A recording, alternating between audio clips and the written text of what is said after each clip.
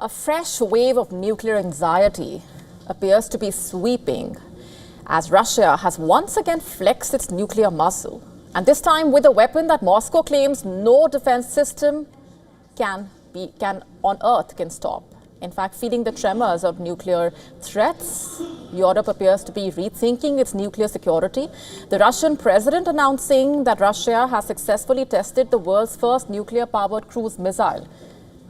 According to Russia, the missile flew 14,000 kilometers over a span of 15 hours, making it one of the longest recorded test flights for any missile in modern warfare. Moscow says this new missile has an almost unlimited range and unpredictable flight path, making it invincible to current and even future missile defense systems. Putin said that the decisive tests are now complete and the weapon is moving closer to deployment. And now the decisive tests are complete. A great deal of work remains to be done to put these weapons on combat alert. That's clear. All the regulations need to be met. Nevertheless, the key objectives have now been achieved. Now, this development coming amid reports that Britain and Germany are now under growing pressure to forge a new nuclear sharing pact in response to what the defense chiefs call a critical and unprecedented threat from Moscow. In London, former defense officials and NATO leaders have reportedly urged the British Prime Minister to open direct talks with the German Chancellor over the possibility of stationing British nuclear weapons on German soil. Merz, remember, has already been in strategic discussions with the French president about tapping into France's own nuclear deterrent. And he has reportedly hinted that he is open to a similar arrangement with the United Kingdom. Now, at present, only France and the UK possess nuclear weapons in Western Europe. France maintains roughly 300 warheads capable of being launched from submarines or aircraft, while the UK controls around 250 nuclear warheads. Germany is not alone in rethinking its defenses, in fact. Earlier this year itself, Poland said that it wants its own nuclear shield. The Polish Prime Minister, in fact, had said that Warsaw is talking seriously with Paris about being protected by the French nuclear umbrella. And just days later, the Polish president publicly called on Washington to consider deploying American nuclear weapons on Polish territory. Across Russia and Ukraine, the war continues. According to local authorities, an overnight Ukrainian drone attack killed at least 2 and injured 1 person in Russian-controlled Donetsk, while Moscow's mayor has said that more than 30 Ukrainian drones were shot down.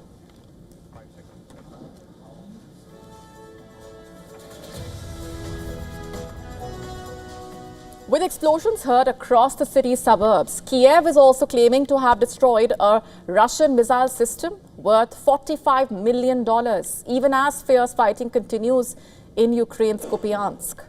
Meanwhile, the US president called the Russian missile test not appropriate. I don't think it's an appropriate thing for Putin to be saying either, by the way. He ought to get the war ended, a war that should have taken 1 week. Is now in its soon 4th year.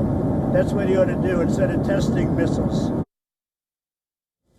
And reacting to Trump's comment, the Kremlin said, testing the new nuclear-capable missile will not strain the relations with Washington, while making it clear that Russia is guided by its own national interests. And throughout the 4-year war, these interests appear to become the focus point across different timelines in this war.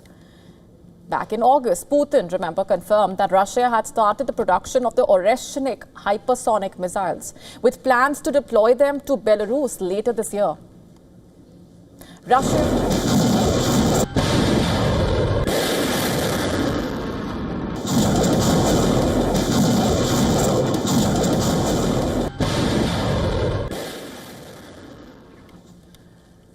Remember, Russia first used the Burevestnik, which is Russian for hazelnut tree, against Ukraine in November last year when it fired the missile in Ukraine's Dnipro.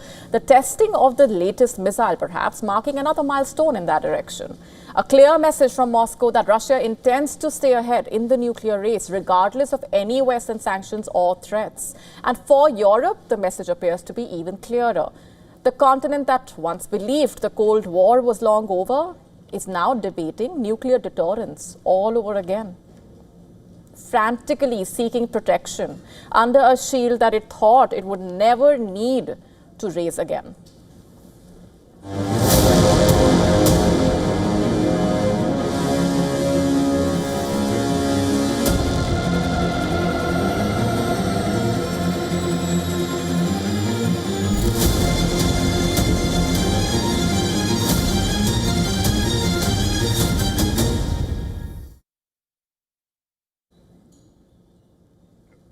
Even as Israel pauses the fighting in Gaza, a new plan for the Palestinian enclave is quietly taking shape. Israel is reportedly backing several local Palestinian militias with a single goal: to crush Hamas once and for all. 4 anti-Hamas armed groups inside Gaza are reportedly receiving direct support from Israel. These militias describe themselves as partners in a joint mission and what they call as the New Gaza Project, aimed at removing Hamas from power and replacing it with a new administration.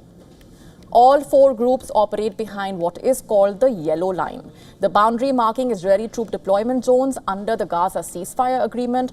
Their bases reportedly lie in areas still under Israeli control. One militia leader, Hossam al-Astal, says his fighters are working together with other groups led by Yasser Abu Shabab, Rami Halas, and Ashraf al-Mansi. He told Sky News that they are united under one banner and will soon achieve full control of the Gaza Strip. Al-Astal, once pursued by Hamas for his ties to the Palestinian Authority, says he escaped prison when war erupted. His group now reportedly purchases weapons from ex-Hamas fighters on the black market, while vehicles and ammunition reach them through the Kerem Shalom border, reportedly coordinated with the Israeli military. Militias in northern Gaza, including one led by Rami Halas, are also reportedly receiving indirect support from Israel through the Coordination Office, a branch of the Israeli Defense Ministry that also includes officials from the Palestinian Authority. Al-Astal admits that some of his members are still on the Palestinian Authority's payroll. While the Palestinian Authority denies any involvement, Al-Astal says they cannot publicly acknowledge links to Israel-backed groups, reportedly, and reports also indicating foreign involvement. Sky News found militia leaders photographed beside vehicles with UAE license plates, and their logos closely resemble those used by UAE-backed forces in Yemen, reportedly. The Palestinian militia group saying that the ultimate plan, the New Gaza, envisions a post-war territory without Hamas and without conflict. The IDF reportedly declined to comment on these revelations. Hamas, the Palestinian Authority, and Israel's Border Coordination Agency also offered no response, reportedly. And this development signals a major shift from open warfare to proxy control, as Israel backs local forces to shape Gaza's future long after the ceasefire. It's important to note that various governments led by the Israeli Prime Minister had previously backed Hamas, remember, against the Palestinian Authority, with the goal of preventing the Palestinian Authority's West Bank government from advancing towards the establishment of a Palestinian state. And in this quest, Hamas was upgraded from a mere armed group to a full-fledged organization. And the rest is history.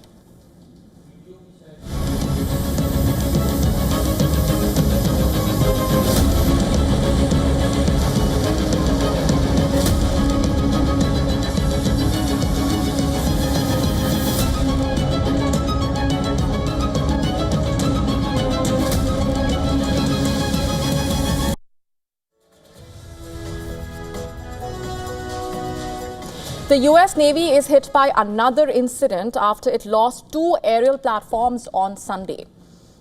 The helicopter and a Super Hornet fighter jet were lost from the USS Nimitz aircraft carrier in just a span of 30 minutes, reportedly. The 2 separate accidents occurred when the carrier group was conducting routine operations in the South China Sea while deployed in the South China Sea. The US Pacific Fleet, in a statement, informed that at about 2:45 p.m. local time, a US Navy Hawk helicopter went down from the carrier, prompting an emergency response, and all 3 crew members were safely rescued. The statement further read that at about 3:15 p.m., after the first incident, the Super Hornet fighter jet assigned to the Fighting Redcocks of Strike Fighter Squadron 22 also went down. The crash led to the ejection of both pilots from the aircraft, who were later rescued. The US Navy added that all 5 personnel involved in the incident are in safe and stable condition. While the cause of both incidents is under investigation, both crashes ended without loss of life, and they come at a time when the Navy is already contending with a string of aviation mishaps. In December 2024, the guided missile cruiser USS Gettysburg mistakenly shot down a jet from the Truman in a friendly fire incident. The pilots of the 2-seater fighter were able to eject safely, with one pilot sustaining minor injuries. The following April, another fighter jet slipped off the Truman's hangar deck and plunged into the Red Sea. While no personnel were lost, one sailor sustained minor injuries. The Harry S. Truman was deployed in West Asia, defending commercial shipping lanes. Reports indicated that the aircraft carrier made a hard turn to evade Houthi fire, which contributed to the fighter jet falling overboard, resulting in the loss of $60 million jet. The USS Nimitz, one of US Navy's most famous aircraft carriers, is currently on the return leg of what is set to be its final deployment before decommissioning. The Nimitz aircraft carrier had left the harbor on March 26 this year, and its accompanying ships spent much of their time operating in West Asia. The deployment was part of the US response to repel attacks by Yemen's Houthi rebels on commercial shipping.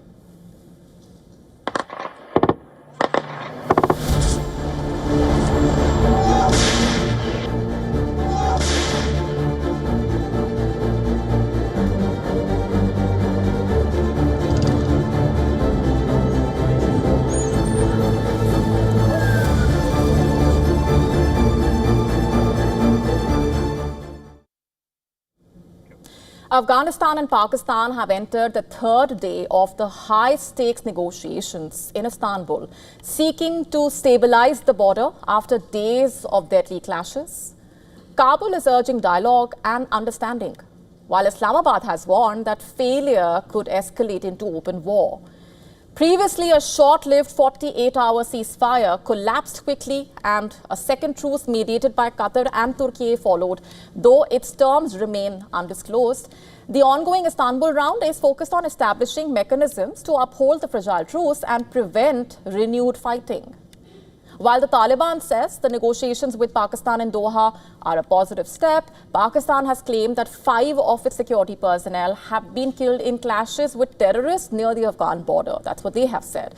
Also claiming that 25 terrorists, including 4 suicide bombers, were killed in the clashes. One of the key points of contention is Afghanistan's demand that Pakistan hand over or expel Daesh terrorists operating from its soil. Listen to this.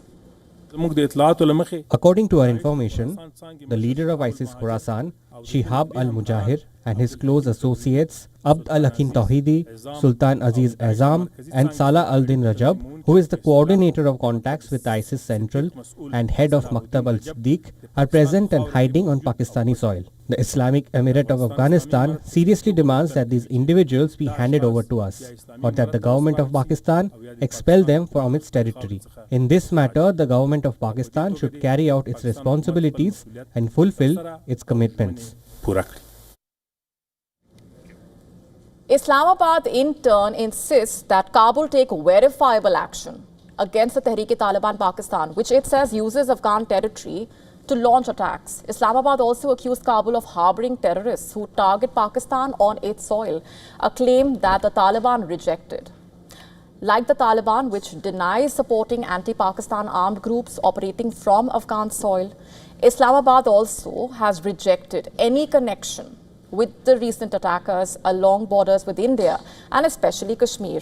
But just as Pakistan has long accused the Taliban of harboring militants who strike inside its borders, India, remember, has been saying, and for the world to see, that Pakistan supports and sponsors terror groups. The conflict has hit Pakistan hard previously. Taliban spokesman, remember, in a post on social media made it clear that it was at the request and insistence of the Pakistani side that a ceasefire has been implemented between the two countries. Senior Taliban official claimed that Pakistan reached out to Qatar and Saudi Arabia to help broker peace. That move exposes just how nervous Islamabad really has become, perhaps afraid of an Afghan backlash that it cannot control anymore. Far from being a force that can be underestimated, the Taliban has demonstrated it is not a power to be messed with. While Pakistan has learned the hard lessons of dealing with Afghanistan the difficult way, China and Russia have their own stakes in Afghanistan. Moscow has in fact announced plans to use Afghanistan as a transit hub for gas heading to Southeast Asia. And Russia has recognized the Taliban regime, calling it a strategic ally in fighting ISIS Khorasan. Turkmenistan's paramount leader also hailed improving bilateral ties with the Taliban government in Kabul during his visit to Kabul to take stock of the project, the TAPI project. He insisted that the gas pipeline project via Afghanistan will have a positive impact on the social and economic development. As the Istanbul negotiations continue, the world watching closely, the outcome could determine whether the fragile truce holds or whether the Afghanistan-Pakistan border leads to a wider confrontation.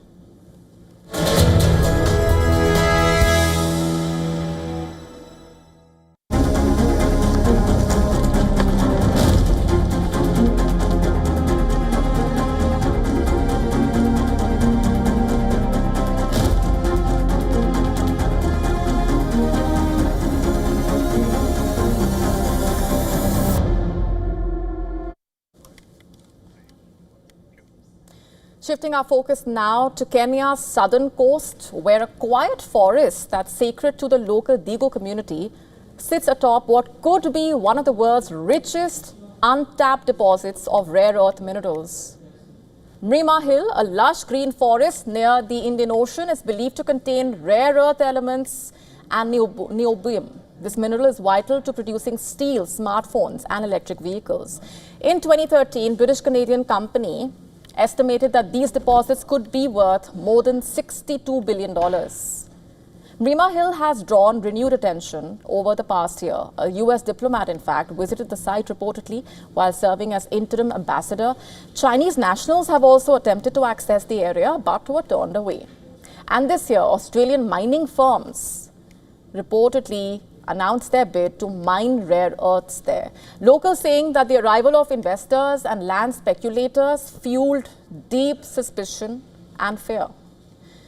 For the Digo people who live around the hill, this forest is not just land, it's sacred. It's the home to their ancestral shrines, farms, livelihoods. And now they fear being evicted or denied a share of future mining profits. The roots of the conflict going back to 2013, when the Kenyan government revoked the license over environmental and licensing irregularities of the company. And the company claimed it lost the license because it refused to pay a bribe to the then mining minister. The charge was flatly denied by the minister, reportedly. And the company lost multiple legal battles in Kenyan courts and international tribunals. In the aftermath, Kenya even imposed a temporary ban on new mining licenses by citing widespread corruption and environmental damage. A decade later now, Kenya wants to relaunch its mining sector. The government is touting bold reforms, various tax incentives, digital licensing, promises of transparency to attract global investors. It hopes to raise mining's contribution to the economy from just 0.8% of the GDP today to a staggering 10% by 2030. But experts are warning that enthusiasm may be outrunning reality. As global powers like the US and China compete for rare earth dominance, the story of this hill is more than just a fight over minerals. It's a collision of local rights, national ambition, also global rivalry.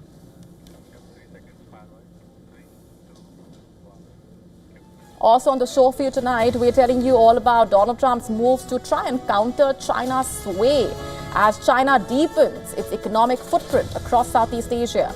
Donald Trump is looking to de-escalate tensions with Beijing.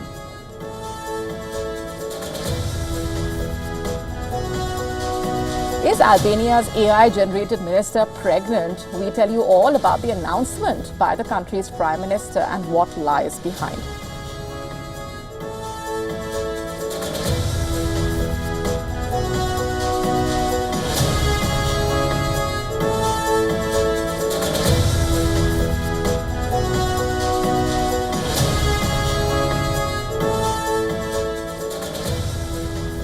A recent report by the Financial Times has shed light on a shocking scandal involving a whopping $1 billion ammunition contract between Ukraine and a small, lesser-known American gun shop. The deal was allegedly brokered between state-owned Ukraine Arms Trading Company and an Arizona U.S. gun shop in the year 2022. But Ukraine never received a single round of ammunition from the retailer, despite paying 17 million euros.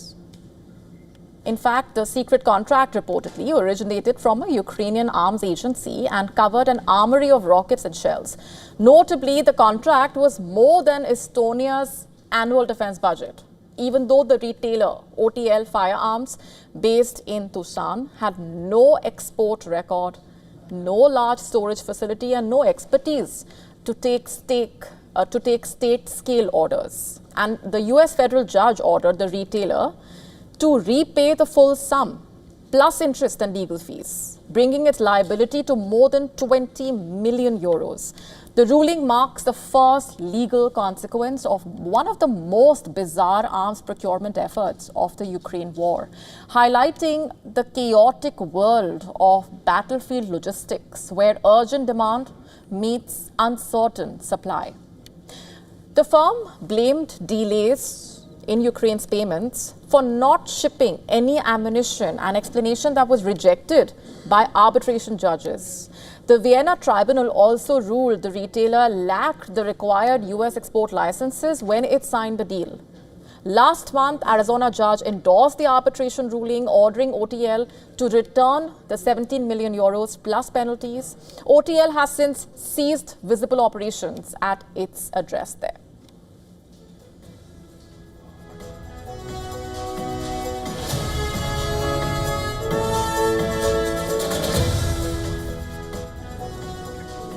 As China deepens its economic footprint across Southeast Asia, U.S. President Donald Trump is looking to de-escalate tensions with Beijing.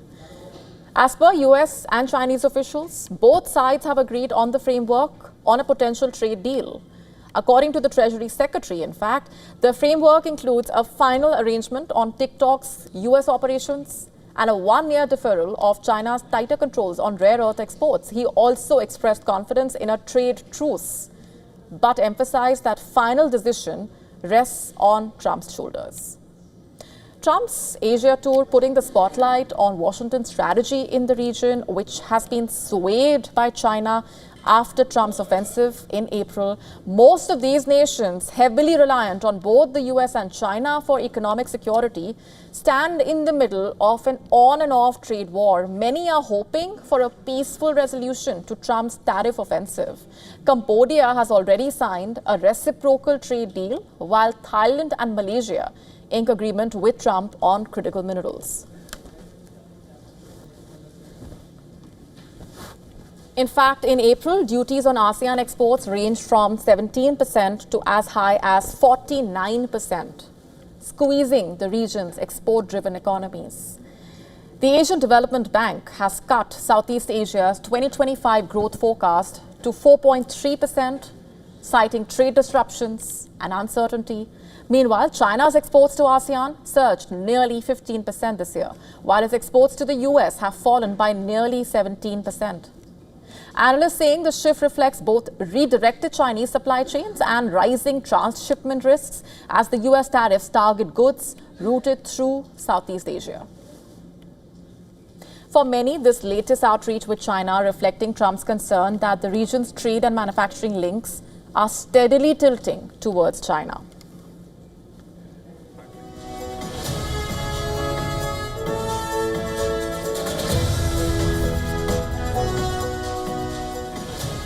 The European Union purchased half of Russia's total LNG exports from February to September 2025, remaining Moscow's largest energy buyer despite ongoing sanctions. In fact, data from the Center for Research on Energy and Clean Air showing China accounted for 22%, Japan for 18% of Russia's LNG exports during the same period.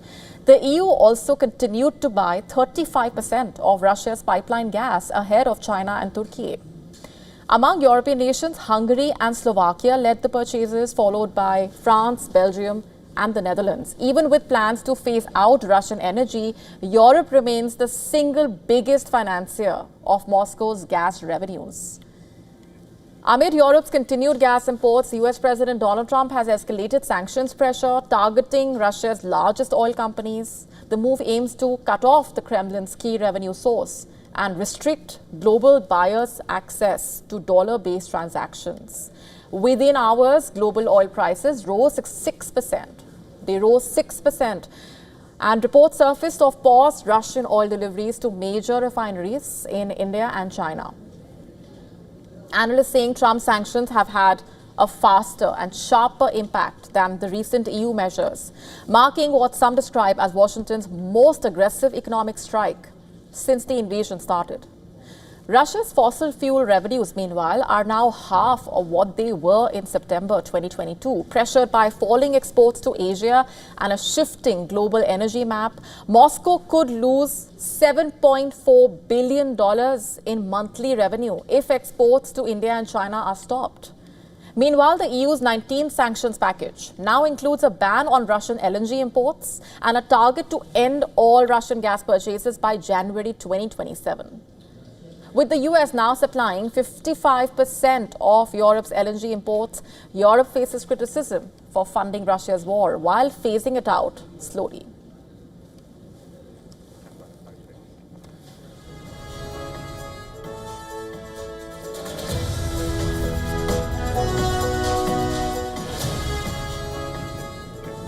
Andhra Pradesh in India is on high alert as the cyclone Monta is intensifying over Bay of Bengal and is expected to make landfall most likely on the 28th of October.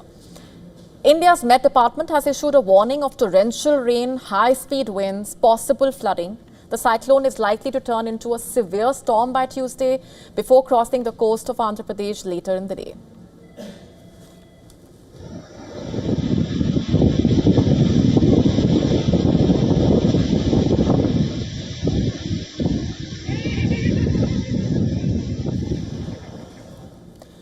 IMD has issued red and orange alerts for 23 of the 26 districts in Andhra Pradesh in view of the cyclonic storm, while the state government has declared holidays for educational institutions till Wednesday. Trains and flights have also been impacted as a result of the cyclone, which is likely to cross the Andhra Pradesh coast on Tuesday. Air India Express flights cancelled from Vijayawada Airport on October 28th. The South Central Railway also has announced cancellations of 72 trains scheduled over the next 2 days, as the cyclone is likely to affect several parts in Andhra Pradesh, Tamil Nadu, also Odisha. Authorities have started large-scale preparations, while fishermen and residents in coastal regions have been urged to stay indoors and avoid the sea. The Andhra Pradesh Chief Minister, meanwhile, has stated that all the senior officials, including ministers, are prepared for the cyclone and that he has directed to ensure that there is no disruption as far as electricity, drinking water and transport services are concerned.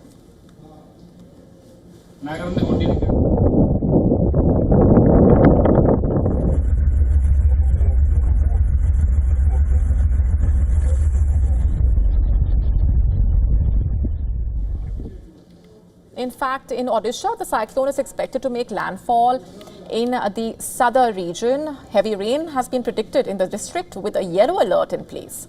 From the 27th to the 29th of October, the state minister has said that the cyclone centers have been opened and SDRF, NDRF and fire services are positioned in the vulnerable districts with additional forces ready for rescue and relief operations. IMD has forecast heavy to very heavy rainfall in Chhattisgarh, Karnataka, Tamil Nadu, Kerala as well.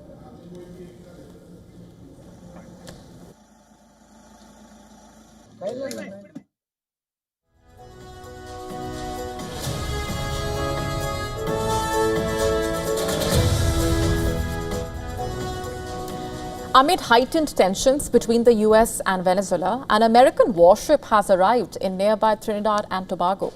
Venezuela has called it a provocation, also claims to have arrested mercenaries with ties to the CIA. In fact, the US Navy destroyer docked at the port of Spain, the US embassy saying the ship will be there from the 26th to the 30th of October for a joint military training with the Trinidad and Tobago Defense Force. But Venezuela says it's a military provocation by Trinidad and Tobago in coordination with the CIA aimed at spurring a full military confrontation. Venezuela also said it captured a group of mercenaries linked to the CIA whose goal was to carry out a false flag attack in the region. A false flag attack, remember, is an operation when an act is carried out in such a way that a different party appears responsible. Earlier this month itself, US President Donald Trump confirmed reports that he authorized the CIA to carry out covert operations in Venezuela. Venezuela's president has levied accusations of false flag attacks earlier, including a plan to plant explosives in the US embassy in Caracas in early October. The US has carried out a number of strikes on boats in the Caribbean and Pacific, the Trump administration claiming these ships were trafficking drugs.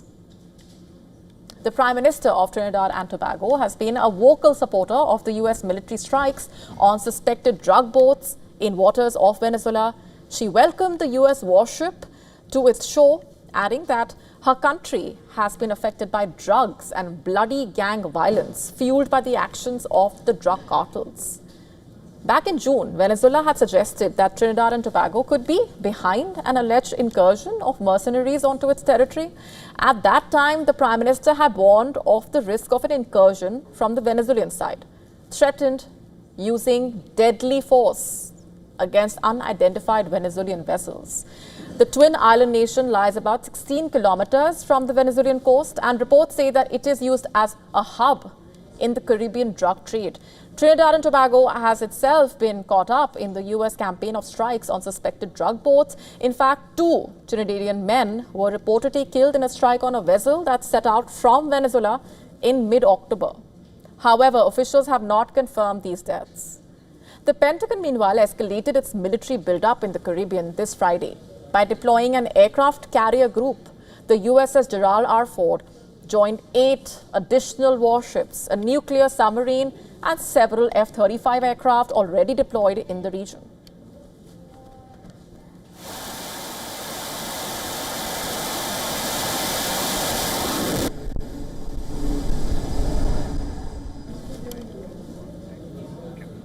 Tehran witnessed scenes of chaos as one of Iran's largest private lenders collapsed under the weight of more than $5 billion in losses. The Central Bank of Iran confirmed late Friday that it had been declared bankrupt and its operations transferred to a state-owned bank. Officials described the move as a necessary restructuring, but it has exposed deep-rooted vulnerabilities in Iran's sanctions-stricken economy. The bank served millions of ordinary Iranians who are now facing uncertainty over their life savings. Analysts estimate the bank's bad debts exceed 2% of Iran's GDP, stemming from reckless lending during the 2020 to 2022 property boom. Many loans reportedly went to politically connected conglomerates that defaulted as the rial lost over 50% of its value this year amid the renewed US sanctions and rising geopolitical tensions. But for millions of Iranians already reeling from high inflation, fuel shortages, 25% youth unemployment, the bank's collapse in a way is a harsh reminder of a system buckling under economic isolation and mismanagement. As Tehran moves to contain the panic, the crisis underscores a rather grim reality. The country's financial foundations are cracking, and public trust may be the hardest asset to restore.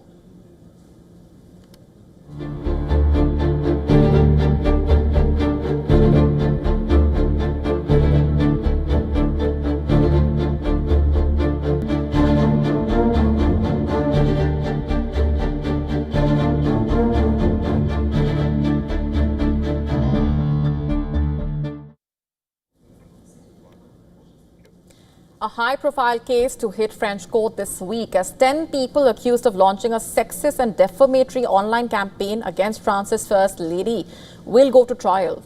The case stems from years of baseless rumors about her gender.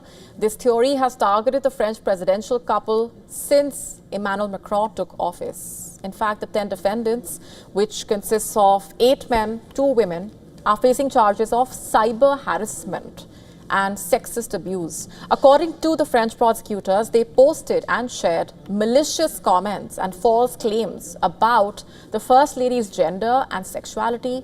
If convicted, the accused could face up to 2 years in prison.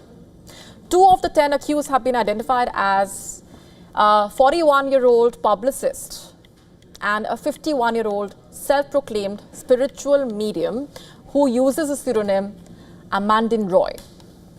The controversy tracing back to 2021 when Delphine reportedly hosted a 4-hour YouTube interview with a blogger claiming that the First Lady had once been a man.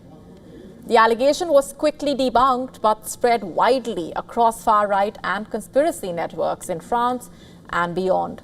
The First Lady filed her complaint in August 2024, prompting a police investigation that led to arrests in December and February. Initially, both women were ordered to pay damages to the First Lady and her brother. However, that ruling was later overturned on appeal. The rumor has crossed borders, finding new life in the United States, where debates over gender and identity have become part of a wider culture war. In July this year, Brigitte and Emmanuel Macron filed a defamation lawsuit in the US against conservative commentator Candace Owens. Owens had reportedly produced an online series repeating the claims allegedly. Their US lawyer says the couple intends to present scientific evidence and photographs to prove the allegations are entirely false.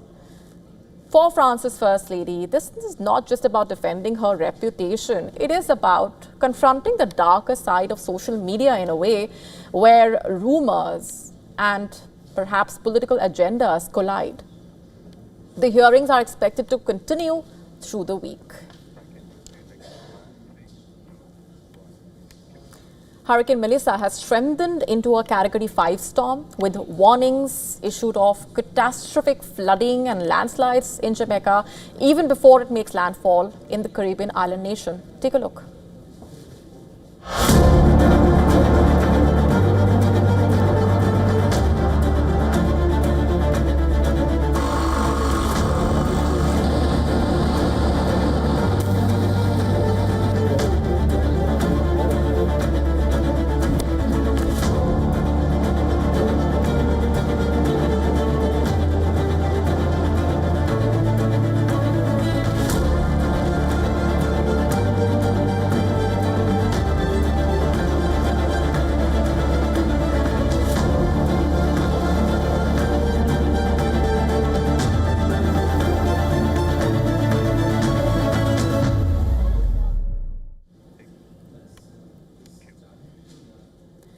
If having an AI-generated minister was not intriguing enough, there's another development from Albania that has left people wondering what's really going on.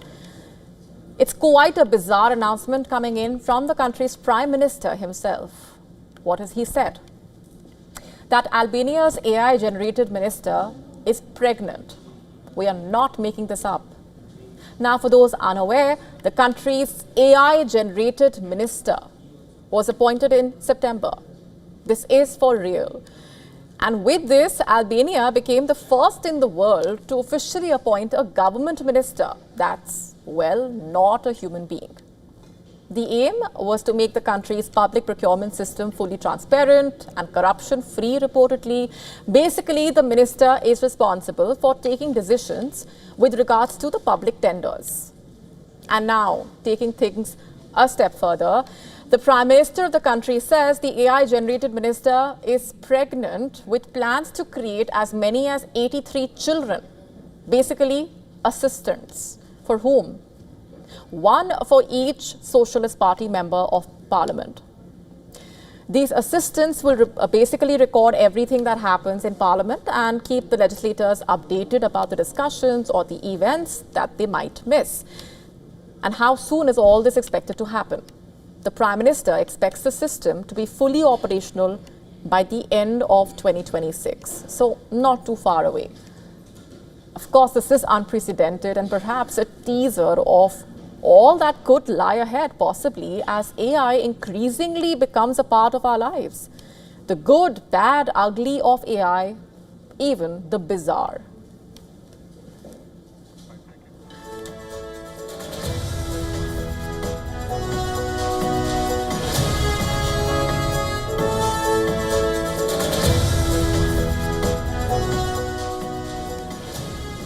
India's ODI vice captain Shreyas Iyer has been admitted to a hospital in Sydney after reportedly suffering internal bleeding. He has been moved out of the ICU but continues to be monitored closely in the hospital. He sustained a rib cage injury during the third ODI against Australia on Saturday. He injured himself after taking a brilliant catch, running backwards to dismiss Alex Carey. In fact, he appeared to have hurt his left ribcage in the process and was rushed to the hospital soon after returning to the dressing room on Saturday. He was in the ICU but has now been shifted to the general ward. He was initially expected to miss about 3 weeks of action, but his recovery timeline may now extend further and could miss the ODIs against South Africa in November and December. In fact, a member of the BCCI medical team will stay with Iyer in Sydney. His family members are expected to travel from Mumbai once the required visa formalities are cleared. Remember, the T20 squad left for Canberra for the start of the T20I series, and the BCCI secretary confirmed the extent of injury to Iyer with this statement. I'm quoting. Indian cricketer Shreyas Iyer sustained an impact injury to his left lower rib cage region while fielding during the third ODI against Australia in Sydney on the 25th of October. He was taken to the hospital for further evaluation. Scans have revealed a laceration injury to the spleen. He is under treatment, medically stable and recovering well.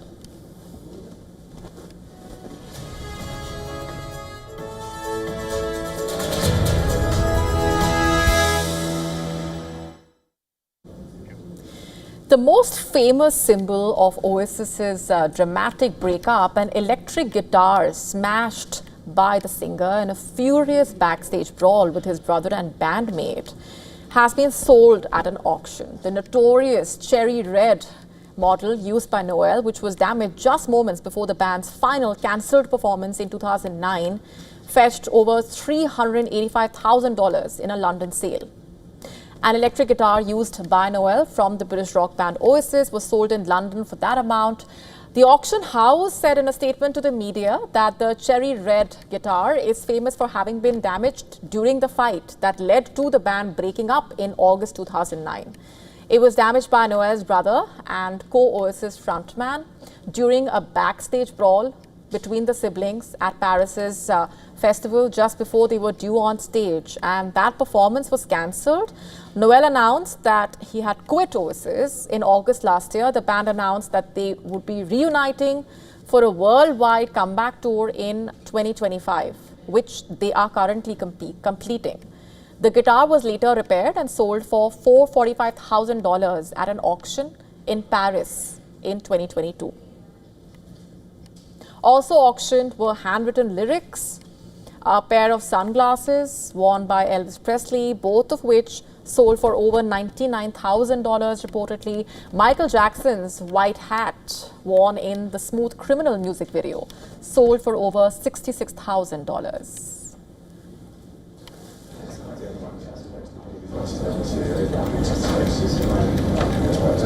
That's what we're trying to do. We're trying to get a bit of a relationship with Radio Times.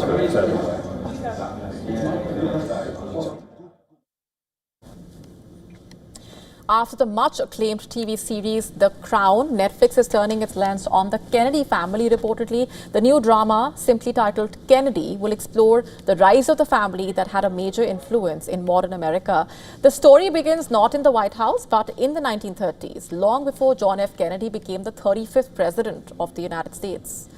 It draws inspiration from historian Frederick's acclaimed book, JFK, Coming of Age in the American Century. But Netflix says the series is not just a history lesson, it's about the family's private struggles, powerful rivalries, and their relentless drive to reach the top, reportedly. Leading the show will be two-time Oscar nominee who plays the role of Joe Kennedy Sr. and the ambitious businessman, politician, and patriarch of the family. Through his eyes, viewers will be meeting his wife and their 9 children, each chasing fame, influence, destiny.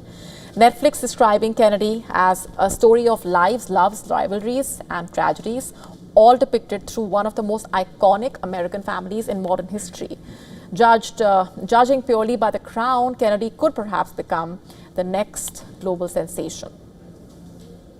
In Kennedy, audiences could expect reimagined moments from real history, such as JFK's assassination, Robert Kennedy's shocking end, actress Marilyn Monroe's rumored ties to the family, and First Lady Jackie Kennedy's transformation into an American icon.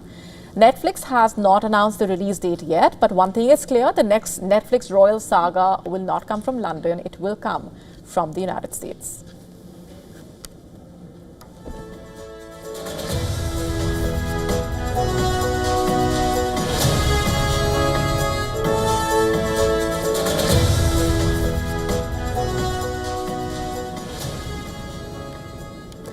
Residents in Belgium are competing in water sports, but with a twist. People are trading boats for giant hollowed-out pumpkins, paddling across a pond in a cheerful annual race that has grown into a much-loved tradition in a way, celebrating the season and harvest.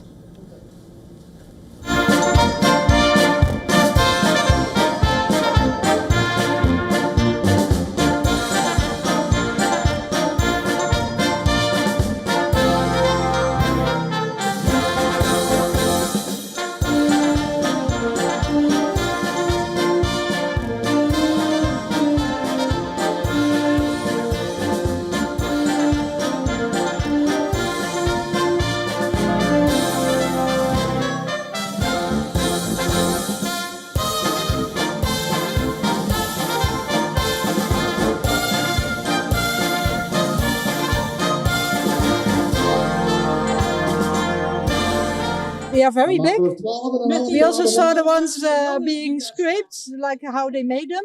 So that's also nice to see. And here they're paddling, yeah.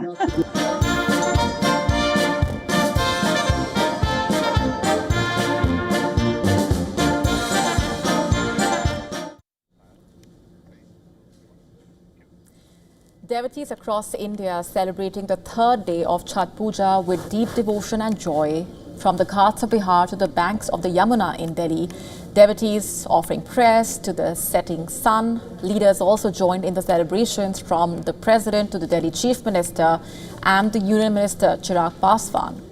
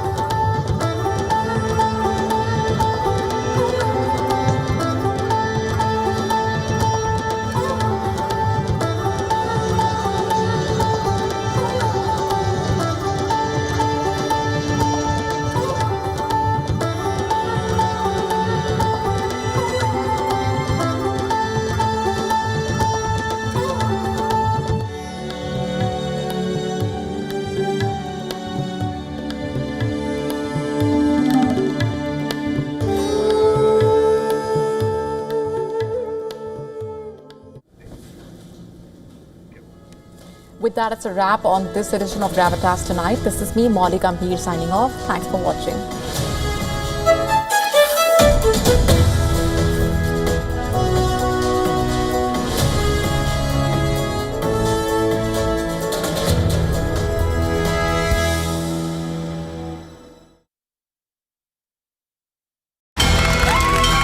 From the bustling trading floors of Wall Street to the vibrant exchanges of Asian stock markets, WION breaks it down for you to make sense of what's happening, as we reveal the key factors behind events, strategic battles, and the game-changing business decisions that shape the world. We bring you all of this and more on World Business Watch.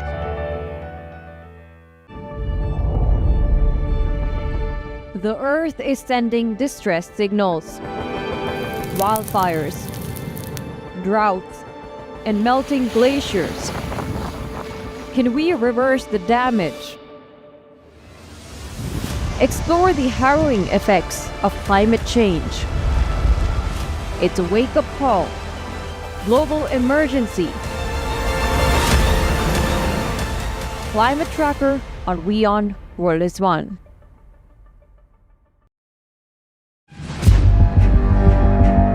Where darkness hides behind every corner. Where the truth is stranger than fiction. A show that dives deep into the stories which shock and mystify. Unsolved murders. Psychopaths who defy explanation. International war crimes. And millions swindled in financial fraud. The victims, the accused, and the sinister plot. Prime Crime is your front row seat to darkness.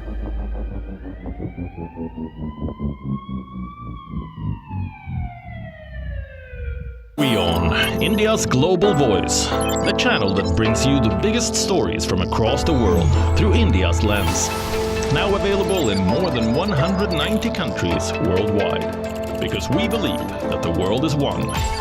Watch us in Africa, Europe, USA and Canada, South America, Asia Pacific, Middle East and North African regions. Also available on these digital platforms across the world. WION, World is One. Rashtriya Swayamsevak Sangh. To some, it's an extreme ideology. To others, it's the very soul of India. To some, it's rebellion. To others, it's a principle of nation building. Coming soon to challenge perceptions in RSS centenary year, Kesariya at 100.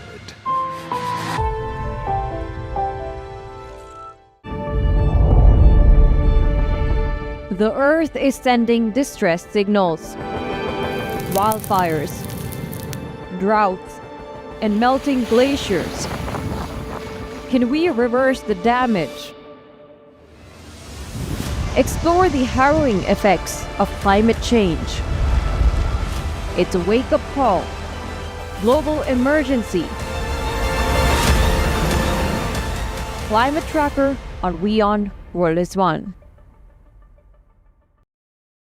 WION, India's global voice, the channel that brings you the biggest stories from across the world through India's lens.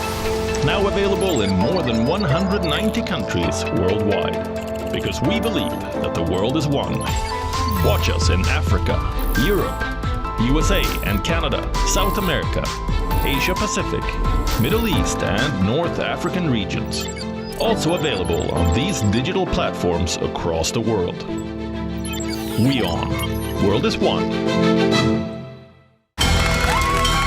From the bustling trading floors of Wall Street to the vibrant exchanges of Asian stock markets, WION breaks it down for you to make sense of what's happening, as we reveal the key factors behind events, strategic battles, and the game-changing business decisions that shape the world. We bring you all of this and more on World Business Watch. where darkness hides behind every corner, where the truth is stranger than fiction. A show that dives deep into the stories which shock and mystify. Unsolved murders, psychopaths who defy explanation, international war crimes, and millions swindled in financial fraud.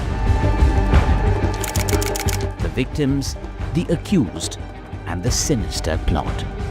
Prime Crime is your front row seat to darkness.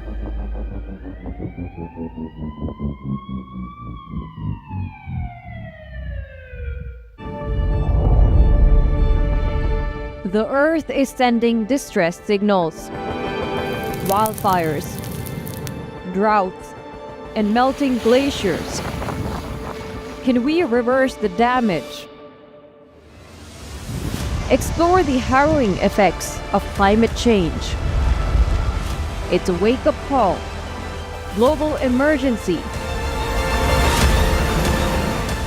Climate Tracker on WION World is One. WION, India's global voice, the channel that brings you the biggest stories from across the world through India's lens. Now available in more than 190 countries worldwide. Because we believe that the world is one. Watch us in Africa, Europe, USA and Canada, South America, Asia Pacific, Middle East and North African regions. Also available on these digital platforms across the world. WION, World is One. Rashtriya Swayamsevak Sangh. To some, it's an extreme ideology. To others, it's the very soul of India. To some, it's rebellion. To others, it's a principle of nation building. Coming soon to challenge perceptions in RSS Centenary Year, Kesariya at 100.